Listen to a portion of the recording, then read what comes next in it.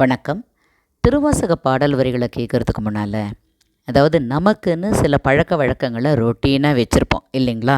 இப்போ சிலர் எழுந்த உடனேயே சில மந்திரங்களை சொல்லிவிட்டு அதுக்கப்புறம் அவங்களோட பணியை செய்ய ஆரம்பிப்பாங்க. சிலர் குளிச்சுட்டு போய் இதுக்குன்னு ஒரு நேரம் ஒதுக்கி பண்ணுவாங்க. சிலர் நேரம் கிடைக்கும்போது செய்வாங்க. அப்படி நான் நேரம் கிடைக்கும் பொழுது செய்கிற ஒரு பழக்கம் என்னென்னா, ஒரு நாளைக்கு ஒரு குறள் வாசிக்கிறது. அந்த மாதிரி இன்றைக்கி நான் படித்த குறள் என்னென்னா, பண்புடையார் பட்டுண்டு உலகம் அது இன்றேல் மண்புக்கு மாய்வது மண். அதாவது பண்புடைய மனிதர்கள் இருக்கிறதுனால தான் உலகம் நிலச்சிருக்குது, அது இல்லைன்னா உலகமே அழிஞ்சு போயிடுங்கிறார் வள்ளுவர்.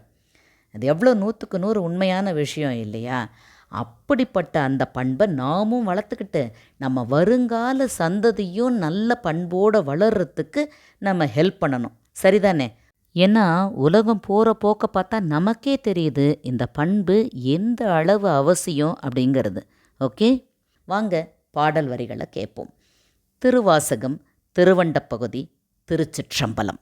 தன்னேர் இல்லோன் தானே ஆன தன்மை எந்நேர் அணையோர் கேட்க வந்து எம்பி அரைகூவி ஆட்கொண்டருளே மறையோர் கோலம் காட்டி அருளலும் உளைய அன்பின் உருக ஊலமிட்டு அலைகடல் திரையின் ஆர்த்தார்த்து ஓங்கித் தலைதடு மாறா விழுந்து புரண்டு அலறி பித்தரின் மயங்கி மத்தரின் மதித்து நாட்டவர் மருளவும் கேட்டவர் வியப்பவும் கடக்களிறு ஏற்றா தடப்பெரு மதத்தின் ஆற்றேனாக அவயவம் சுவைதரு கோற்றேன் கொண்டு செய்தனன் ஏற்றார் மூதூர் எழில்நகை எரியின் வீழ்வித்தாங்கன்று அருட்பெருந்தீயின் அடியோம் அடிக்குடில்.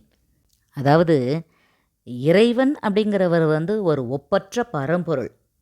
அப்படிப்பட்ட ஒப்பற்ற பரம்பொருளாக இருக்கும் அந்த இறைவன் தானே அடியார்களை ஆட்கொண்டு அருள் செய்கிறார்.